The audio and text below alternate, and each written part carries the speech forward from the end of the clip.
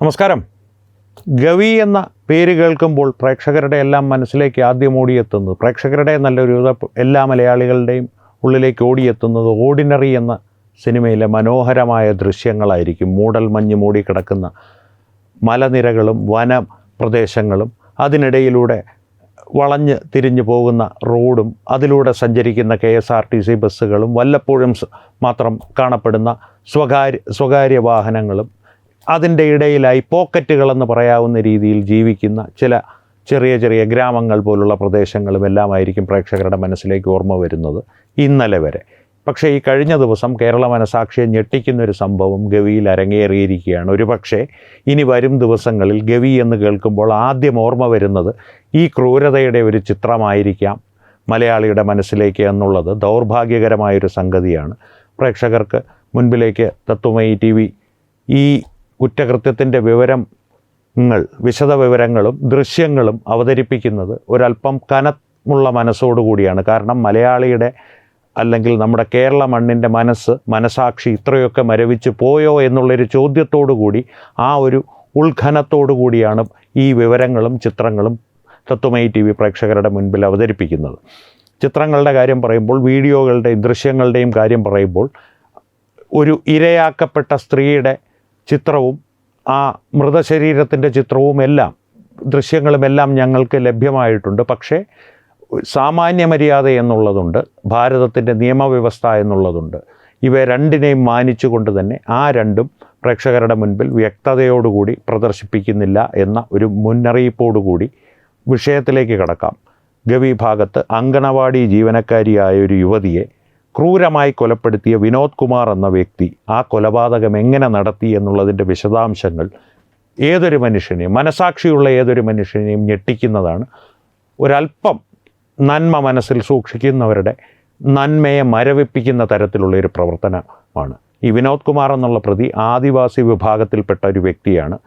അയാൾ ഉപജീവനം കഴിക്കുന്നത് വനവിഭവങ്ങൾ ശേഖരിച്ച് വിൽപ്പന നടത്തിയാണ്. ഈ ഇരയാക്കപ്പെട്ട സ്ത്രീ അംഗനവാടിയിലെ ജീവനക്കാരിയാണ്.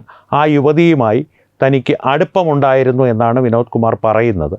ആ യുവതി ഈ വിനോദ് കുമാർ എന്ന വ്യക്തിയുമായിട്ട് അടുപ്പത്തിലായിരിക്കവേ സമാനമായൊരു കേസിൽ വിനോദ് കുമാർ പ്രതിയായതിനെ തുടർന്ന് അവർ തമ്മിലുള്ള ബന്ധം ആ യുവതി ഉപേക്ഷിച്ചു എന്നാണ് പോലീസിന് ലഭിച്ചിരിക്കുന്ന പ്രാഥമിക വിവരം.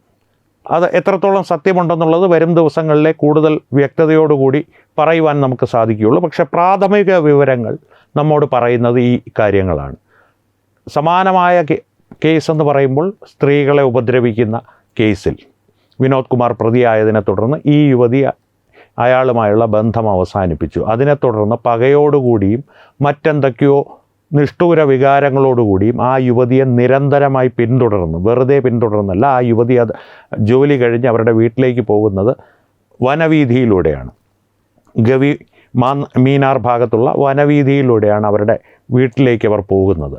ആ വനത്തിനുള്ളിൽ, ആ റോഡിൻ്റെ വശങ്ങളിലുള്ള വനത്തിൽ ഒരു താൽക്കാലിക ഷെഡ് കെട്ടി 4 ദിവസങ്ങളോളം ആ യുവതിയുടെ പോക്കുവരവ് നിരീക്ഷിച്ചതിന് ശേഷം ഈ സംഭവം നടക്കുന്ന ദിവസം ഈ നിഷ്ഠൂര ജീവി ഇയാൾ വിവാഹിതനായിരുന്നു, ഒരു പ്രായപൂർത്തിയാകാതെ ഒരു മകളുമുണ്ട് അയാൾക്ക്. ആ മകളുമായി വിഭവങ്ങൾ ശേഖരിക്കാനെന്നുള്ള വ്യാജേന സംഭവസ്ഥലത്തെത്തുകയും മകളെ സംശയം തോന്നാത്ത രീതിയിൽ ബസ് സ്റ്റോപ്പിൽ നിർത്തി ഈ യുവതി വനവീതിയിലേക്ക് കടന്നപ്പോൾ അവരെ പിന്തുടരുകയും അവരെ ബലമായി പിടിച്ച് വലിച്ചിഴച്ച് ഒരു തോട്ടുപാലത്തിനടിയിലേക്ക് കൊണ്ടുപോകുവാൻ ശ്രമിക്കുകയും ആ പിടിവലിയിൽ പിടിച്ച് തള്ളിയപ്പോൾ തലയിടിച്ച് വീണ ആ യുവതി മരിച്ചു എന്നാണ് പിടിക്കപ്പെട്ടപ്പോൾ വിനോദ് കുമാർ എന്നുള്ള ഈ പ്രതി പോലീസിനോട് പറഞ്ഞിരിക്കുന്നത്. താൻ ആ യുവതിയെ ബലാത്സംഗം ചെയ്തിട്ടില്ല എന്നാണ് അയാൾ അവകാശപ്പെടുന്നത്. പക്ഷേ സാഹചര്യങ്ങളും നമുക്ക് ലഭ്യമായ ചിത്രങ്ങളും നമ്മുടെ സ്രോതസ്സുകളും നമ്മളോട് പറയുന്നത് അങ്ങനെ ഒരു കഥയല്ല, അതിനും അപ്പുറത്തേക്ക് നിഷ്ഠൂരമായൊരു കഥയാണ്. ഒരു പക്ഷേ ഗോവിന്ദച്ചാമിയെപ്പോലും ഒരു സാധാരണക്കാരനായി തോന്നിപ്പിക്കുന്ന തരത്തിലുള്ള ഒരു ക്രൂരകൃത്യം, ഒരു കുറ്റകൃത്യം അവിടെ നടന്നിട്ടുണ്ട് എന്ന് നമ്മോട് പറയുന്ന രീതിയിലുള്ള ദൃശ്യങ്ങളാണ് നമുക്ക് കാണുവാൻ സാധിക്കുന്നത്. അതിൽ പലതും ഞാൻ നേരത്തെ പറഞ്ഞ കാരണങ്ങളാൽ വ്യക്തതയോടുകൂടി പ്രേക്ഷകരുടെ മുൻപിൽ അവതരിപ്പിക്കുവാൻ സാധ്യമല്ല. സദയം ക്ഷമിക്കുക. സദയം ക്ഷമിക്കുക എന്ന് മാത്രമല്ല, അത്തരത്തിലുള്ള ദൃശ്യങ്ങൾ പ്രചരിപ്പിക്കുന്നതിലൊരു ശരികേടുമുണ്ട്. ഈ നിഷ്ഠൂരതയെ ആഘോഷിക്കുന്നതിന് തുല്യമായി പോകും. അതൊരു പെവേർട്ട് പ്ലഷർ പലരും അതിൽ കണ്ടെത്തുന്നു എന്നുള്ളതും ഇക്കാലത്ത് ദുഃഖകരമായൊരു കാര്യമാണ്. അതുകൊണ്ട് തന്നെ അത്തരത്തിലുള്ള ദൃശ്യങ്ങൾ ഒഴികെ ഈ പ്രതിയുടെ ചിത്രങ്ങൾ ഉൾപ്പെടെ ആ പ്രദേശത്ത് പോലീസിൻ്റെ അന്വേഷണ സംബന്ധമായിട്ടുള്ള ചിത്രങ്ങളെല്ലാം തത്വമയി TV പ്രേക്ഷകർക്ക് മുമ്പിൽ അവതരിപ്പിക്കുന്നുണ്ട്. പക്ഷേ ഈ കുറ്റകൃത്യത്തെ സംബന്ധിച്ച് വിശദമായ വിവരങ്ങൾ, ഇത്രയും വിശദമായിട്ടുള്ള ഒരു റിപ്പോർട്ട് ഇതുവരെ ആരെങ്കിലും തന്നിട്ടുണ്ടോ എന്നുള്ളത്, പ്രേക്ഷകരുടെ മുൻപിൽ അവതരിപ്പിച്ചിട്ടുണ്ടോ എന്നുള്ളത് സംശയമാണ്. കാരണം പ്രതിയുടെ പേര് പലയിടത്തും കുമാർ എന്നാണ് പറയുന്നത്. വിനോദ് കുമാറാണ് പ്രതി. ഇന്ന വിഭാഗത്തിൽപ്പെട്ടതാണ്, പ്രതിയുടെ ജോലി ഇന്നതായിരുന്നു, ഇവർ തമ്മിൽ അടുപ്പമുണ്ടായിരുന്നു എന്നുള്ള വിവരം പോലീസിൻ്റെ ഭാഗത്ത് നിന്ന് അറിയിച്ചത്. ഇവയെല്ലാം വളരെ അവ്യക്തമായി മാത്രമേ പ്രാഥമിക റിപ്പോർട്ടുകളിലോ അല്ലെങ്കിൽ ഈ വിവരത്തെ സംബന്ധിച്ചുള്ള ആദ്യ വാർത്തകളിൽ വന്നിട്ടുള്ളൂ, അല്ലെങ്കിൽ തീർത്തും വന്നിട്ട് തന്നെയില്ല. പ്രത്യേകിച്ച് ഈ 4 ദിവസം ഷെഡ് കെട്ടി വനഭാഗത്ത് ഈ പ്രതി താമസിച്ചിരുന്നു എന്നുള്ള വിവരങ്ങളൊന്നും നിരീക്ഷിച്ച് വളരെ ആസൂത്രിതമായാണ് പ്രതി ഈ കുറ്റകൃത്യം നടപ്പാക്കിയത് എന്നുള്ള വസ്തുത ഉൾപ്പെടെയുള്ള കാര്യങ്ങൾ പലരും റിപ്പോർട്ട് ചെയ്തിട്ടില്ല.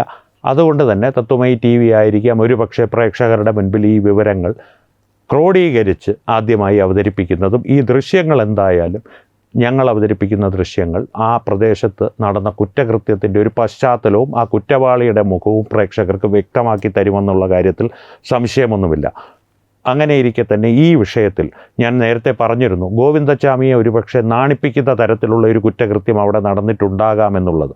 അങ്ങനെയാണെങ്കിൽ ഇനി വരും ദിവസങ്ങളിൽ ഏതെങ്കിലും തരത്തിലുള്ള മാനസിക രോഗത്തിന് അടിമയാണ് ഈ വ്യക്തി എന്നുള്ളൊരു വാദം ഇയാൾക്ക് വേണ്ടി ഹാജരാകുന്ന ഏതെങ്കിലും അഭിഭാഷകൻ ഉന്നയിക്കുകയാണെങ്കിൽ, അല്ലെങ്കിൽ അത്തരത്തിലൊരു വാദം ഉയർന്നു വരികയാണെങ്കിൽ, ഒരു കാര്യം മാത്രം പ്രേക്ഷകർ ആലോചിക്കുക. മാനസിക രോഗത്തിന് അടിമയായ ഒരു വ്യക്തിക്ക് 4 ദിവസങ്ങൾ വനത്തിനുള്ളിൽ ഷെഡ് കെട്ടി താമസിച്ച് ഈ യുവതിയുടെ, തൻ്റെ ഇരയുടെ ചലനങ്ങൾ നിരീക്ഷിച്ച് ഇത്രയും ആസൂത്രിതമായ രീതിയിൽ ഇങ്ങനൊരു കുറ്റകൃത്യം നടപ്പാക്കുവാൻ സാധിക്കുമോ ഇല്ലയോ എന്നുള്ളത് ഒരു മനഃശാസ്ത്രജ്ഞൻ്റെ തലത്തിൽ നിന്ന് വേണ്ട, ഒരു സാമാന്യബോധത്തിൻ്റെ തലത്തിൽ നിന്ന് നിങ്ങൾ ചിന്തിക്കുക. കാരണം ഇത്തരത്തിലുള്ള കുറ്റകൃത്യങ്ങൾ നമ്മുടെ സമൂഹത്തിൽ അനുദിനം പെരുകിക്കൊണ്ടിരിക്കുകയാണ്. മനുഷ്യൻ്റെ മനസ്സ് മരവിപ്പിക്കുന്ന തരത്തിലുള്ള കുറ്റകൃത്യങ്ങൾ, സ്വതവേ മനസ്സ് മരവിപ്പിച്ച അല്ലെങ്കിൽ മരവിച്ചു പോയ, അത് ഏതെങ്കിലും മയക്കുമരുന്നിൻ്റെ സ്വാധീനത്തിലാകാം, അല്ലെങ്കിൽ കാമമെന്നുള്ളൊരു വികാരത്തിൻ്റെ ഒരു വികൃത രൂപത്തിൻ്റെ സ്വാധീനത്താലാകാം, മറ്റെന്തെങ്കിലും വൈകൃതങ്ങളാലാകാം.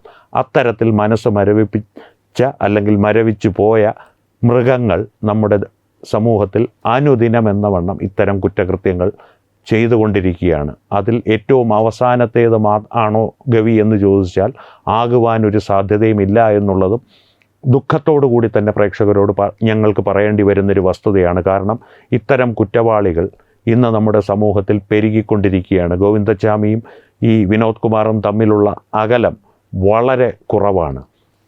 കാലത്തിൻ്റെ അകലമല്ല ഞാൻ പറയുന്നത്. ഗോവിന്ദച്ചാമിയുടെ കുറ്റകൃത്യത്തിൻ്റെയും വിനോദ് കുമാറിൻ്റെ കുറ്റകൃത്യത്തിൻ്റെയും കാലഘട്ടങ്ങൾ തമ്മിലുള്ള അകലമല്ല ഞാൻ പറയുന്നത്. ഇവർ തമ്മിലുള്ള ഇവരുടെ സ്വഭാവ വൈകല്യങ്ങൾ തമ്മിലുള്ള അകലമാണ് ഞാൻ പറയുന്നത്. ഒരു പക്ഷേ വിനോദ് കുമാറിലേക്ക് എത്തുമ്പോൾ ഈ കുറ്റകൃത്യങ്ങളുടെ ഭീഷണതയും ഒരു ഭയാനകതയും ഗോവിന്ദച്ചാമിയിൽ നിന്ന് പല മടങ്ങ് വർദ്ധിച്ചിട്ടുണ്ടാകാം.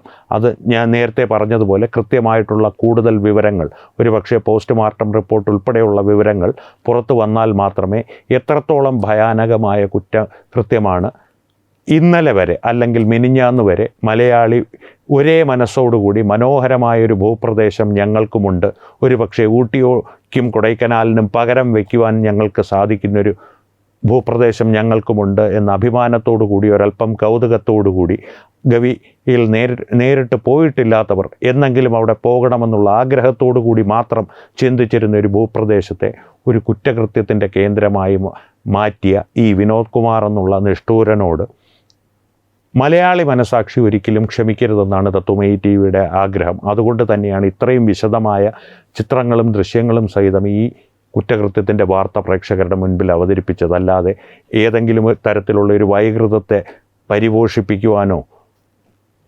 പ്രോത്സാഹിപ്പിക്കുവാനോ അല്ല എന്നുള്ള കാര്യം കൂടി വ്യക്തമായി മനസ്സിലാക്കുക. അത് മറ്റുള്ളവരിലേക്ക് ആ തിരിച്ചറിവ് പകർന്നു കൊടുക്കുക. കാരണം നമുക്ക് നമ്മുടെ സമൂഹത്തിൽ ഇന്ന് ബാധിച്ചിരിക്കുന്ന, നമ്മുടെ സമൂഹത്തെ കാർന്ന് തിന്നുന്ന മയക്കുമരുന്നുകൾ, ഇത്തരത്തിലുള്ള കുറ്റകൃത്യങ്ങൾക്കുള്ള വാസന തുടങ്ങിയ ഹീന ചിന്തകളെയും ഹീന പ്രവർത്തികൾക്കുള്ള ഒരു സാധ്യതകളെയും എതിർക്കുവാനുള്ള ഏറ്റവും ലളിതമായ മാർഗം മനുഷ്യത്വം മറ്റുള്ളവരിലേക്ക് പകർന്നു കൊടുക്കുവാനുള്ള രീതികളാണ്. അല്ലെങ്കിൽ പകർന്നു കൊടുക്കാനുള്ള സാഹചര്യങ്ങൾ നമ്മുടെ മുൻപിൽ ഉണ്ടാകുമ്പോൾ അത് പരമാവധി പ്രയോജനപ്പെടുത്തുക എന്നുള്ളത് കൊണ്ടാണ്. അതുകൊണ്ട് തന്നെയാണ് പ്രേക്ഷകരോട് ഞാൻ അപേക്ഷിക്കുന്നത്, വളരെ കൃത്യമായിട്ട് സാനിറ്റൈസ് ചെയ്തിട്ടാണ് ഈ ചിത്രങ്ങളും ദൃശ്യങ്ങളും ഞങ്ങൾ നിങ്ങളുടെ മുൻപിൽ അവതരിപ്പിക്കുന്നത്.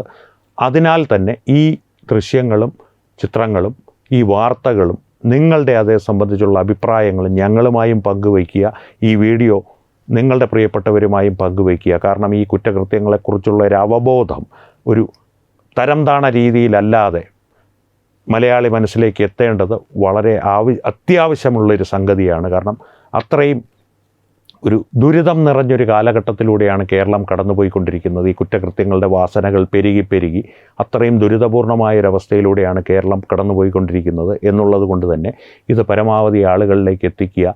ഒപ്പം തന്നെ നിങ്ങളുടെ അഭിപ്രായങ്ങൾ ഈ കുറ്റകൃത്യത്തെ സംബന്ധിച്ചുള്ളതും നിങ്ങളുടെ അഭിപ്രായങ്ങൾ നിങ്ങളുടെ സുചിന്തിതമായ വാക്കുകളിലൂടെ ഞങ്ങളുടെ കമൻറ്റ് സെക്ഷനിലൂടെ ഞങ്ങളുമായി പങ്കുവയ്ക്കുക, മറ്റുള്ളവരുമായി പങ്കുവയ്ക്കുക. കാരണം ഒരു തരത്തിലല്ലെങ്കിൽ മറ്റൊരു തരത്തിൽ ഏതെങ്കിലും ഒരു വ്യക്തിക്ക് ഇത് ഒരു കൗൺസിലിങ്ങിനുള്ള പ്രചോദനമായി ഭവിക്കുകയാണെങ്കിൽ നാളെ ഒരു വിനോദ് കുമാറോ ഗോവിന്ദചാമിയോ ഉണ്ടാകാതിരിക്കുവാനുള്ള ഒരു തുടക്കമായി അത് ഭവിച്ചേക്കാം എന്ന് എൻ്റെ മനസ്സ് പറയുന്നു. നിങ്ങളുടെ അഭിപ്രായം എന്താണെന്നുള്ളത് നിങ്ങൾ ഞങ്ങളുമായി പങ്കുവയ്ക്കുക. എന്തായാലും വീണ്ടും കാണാം. നന്ദി, നമസ്കാരം, ശുഭരാത്രി.